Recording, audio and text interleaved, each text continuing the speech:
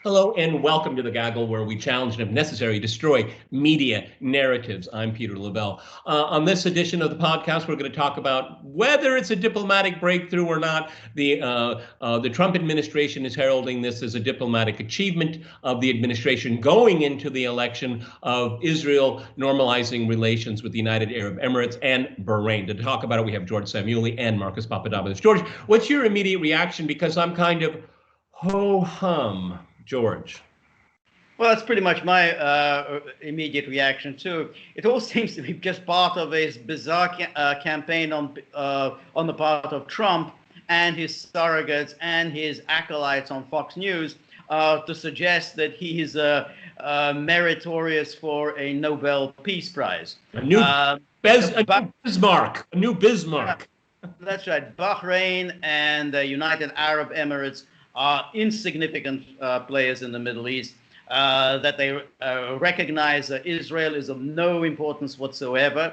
And as the source of the conflict in the Middle East is between Israel and the Palestinians, and the United Arab Emirates and Bahrain haven't had really very much to do with that. They certainly haven't provided any support to the Palestinians.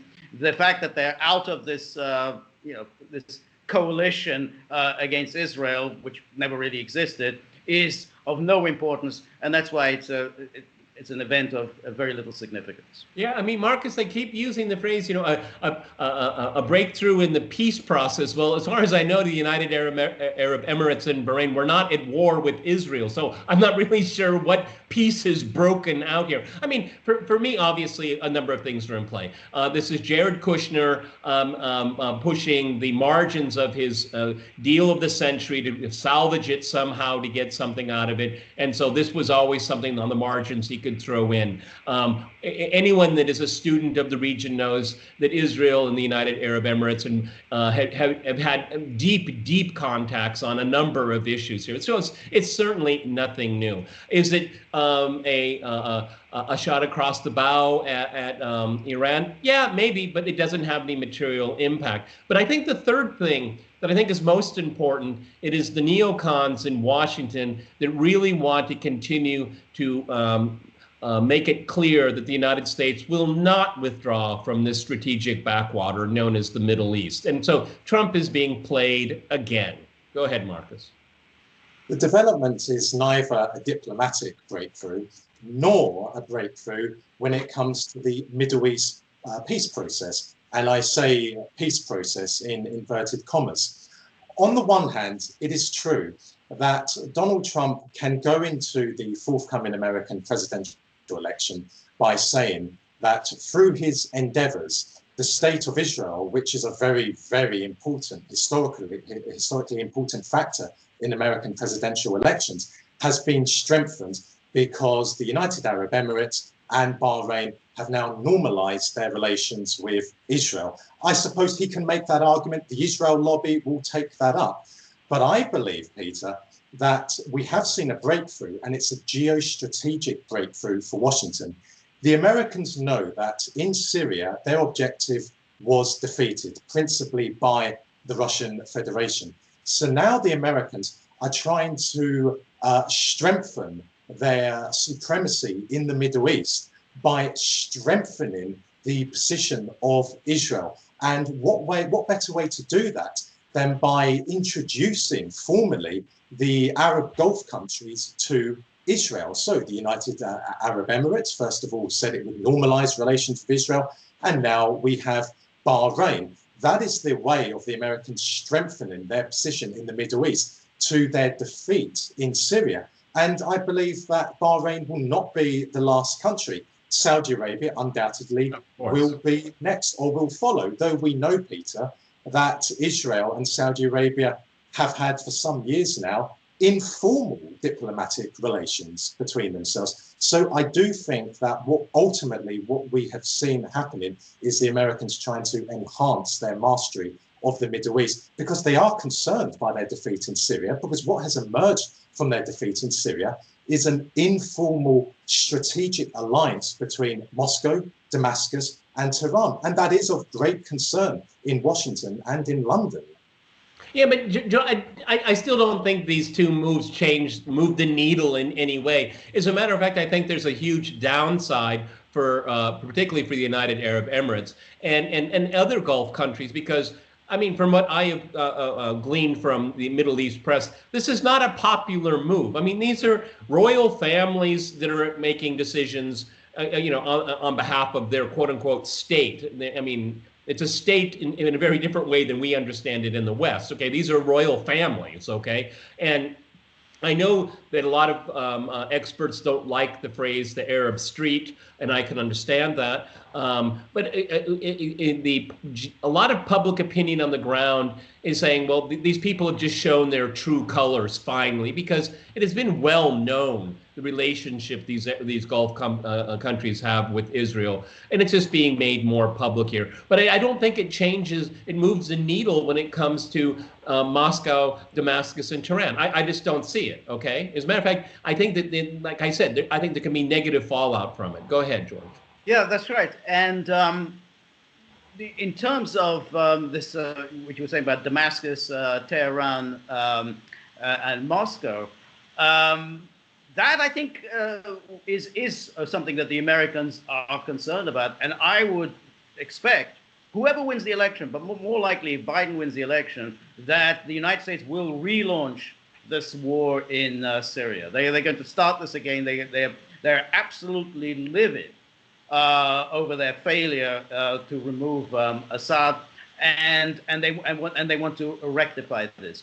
And if you read the writings of the people who are close to Biden, this Antony Blinken, they're quite explicit about this. They want to relaunch this war in Syria, and that's true about Susan Rice, and so therefore this is going to happen.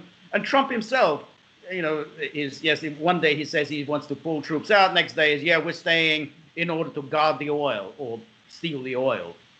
So, but I agree with you, Peter. The issue with Bahrain and United Arab Emirates really doesn't matter one way or the other. But I do think that a renewed conflict involving the United States in the Middle East, I think, is likely, and I think that the location will be Syria.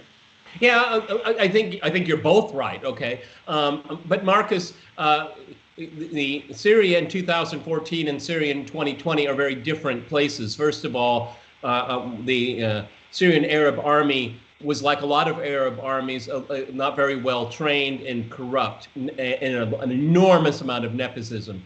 That's no longer the case. It's a lean, mean fighting machine. Their air defenses are much more improved right now. They've been able. The population is obviously on the side of the government, and on top of it, the Kurds always know that if you just want to make a deal, you can make a deal. Of course, there are many in the Kurdish community that are looking for a deal elsewhere. I just think that I do believe. It's the nature of empire. They want their revenge. But Syria is not the weak country it was a few years ago. It has a lot more pluses. And you know what? The cost, if the next administration wants to do this, if it's either Biden or Trump, there'll be a high cost for it, unlike before. Go ahead. May I say, Peter, just picking up on what you said about how the Syrian armed forces today are equipped with state-of-the-art surface-to-air missile systems, for example, that is quite significant vis-a-vis the Russian-Israeli relationship, because it wasn't so many years ago when Russia was close to supplying Syria, for example, with the S-300 air defense system, and Tel Aviv expressed its concerns to Moscow, and Moscow backed off. Now we are seeing Russia striving ahead with supplying state-of-the-art weapon systems, not just to Syria, but also to Iran. And I believe that what we are seeing now are emerging cracks in the Russian-Israeli relationship, a relationship which I have profound concerns about, and ordinary Russians have profound concerns about as well. But yes, undoubtedly, as both of you said, the Americans in particular, if Biden is to triumph this November, they will be looking for revenge. And you might say on the surface, Syria is not the country to try and instigate that in, but the Americans still do have a foothold there. They have a foothold in the northwest. which is controlled by effectively Al-Qaeda, with a NATO army backing them, the Turkish army. And the Americans have a foothold in the northeast with the Kurdish militia group there. So it is possible for the Americans to try something there. But I don't see, when in the context of military affairs, what they would seek to achieve, because they're not going to push the Syrian, Russian and Iranian militaries back. That's not going to happen. Of course, they could try and turn northeast Syria, northwest Syria in particular, into Western or Turkish protectorates. That, I think, is a distinct possibility. But they are not going to roll back the aforementioned armies, the Russian, the Syrian and the Iranian. So I don't think Syria is really realistic. I think we have to look elsewhere in the Middle East. Perhaps Libya is a country we need to look at. Perhaps Lebanon. I mean, certainly during the Cold War. I think there's another element here. Two things, George. Through this international proxy war that was fought in Syria, significantly Israel lost air superiority in the region. That's a huge change, huge change.